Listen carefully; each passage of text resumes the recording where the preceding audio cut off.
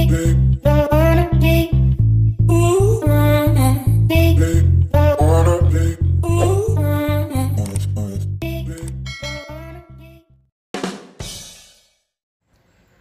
guys! Hello mga kayanis! For this vlog, ayan, tilapia mode na naman tayo.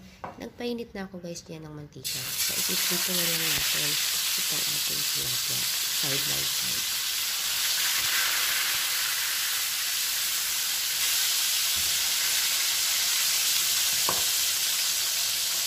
Habang nagpiprito tayo guys ng isda, pinipito natin yung ating tilapia.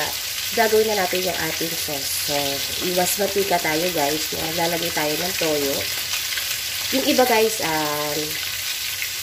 inaano to, ginigisa. Ginigisa nila yan. So, ginigisa nila yung sibuyas, yung bawang.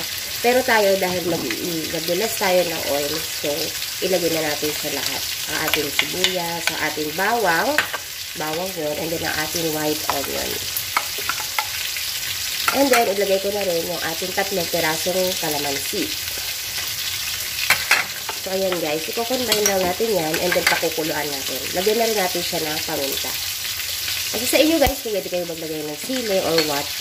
So, nasa sa inyo yan. Then, after neto, is papakuluan na natin. Ito na guys yung ating tilapia. So, niluluto ko na lang yung kanyang another side. Then, okay na yan later on.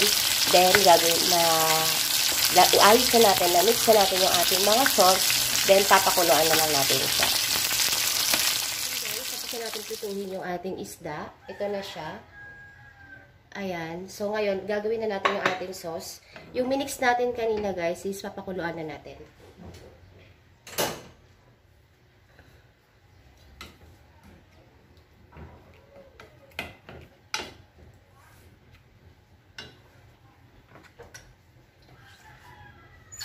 And then, maglalagay na rin tayo sa kanya ng kaunting tubig para naman hindi masyadong maalat yung ating marinated.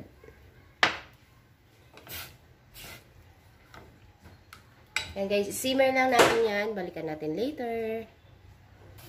So, yan. Kumukulo na guys yung ating sauce na ginawa. Lalagyan natin siya ngayon ng sarsaya. Ayan, para mas maging malinamnam yung ating sauce. Tansyahin nyo lang guys kung maglalagay kayo. At the same time, hindi siya sobrang alat, hindi siya sobrang asim. Meron siyang manamis-namis na flavor. So, ayan. Hayaan na lang muna natin guys hanggang sa mag-simmer lang siya ng kaunti. Then, ready na ang ating lunch na tilapia.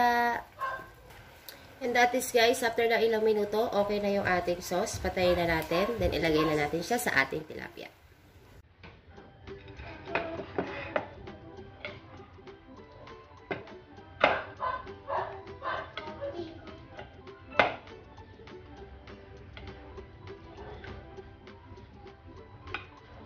I want fish.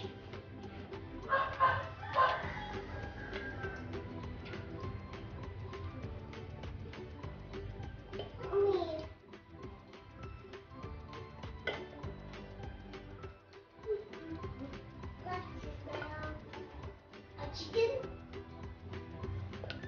No. I like both. No.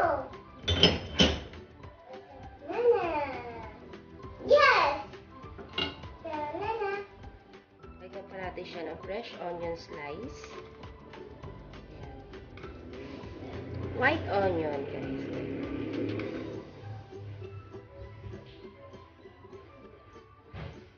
So, yan. Ready na ang ating tilapia. Ang ating simpleng recipe sa tilapia.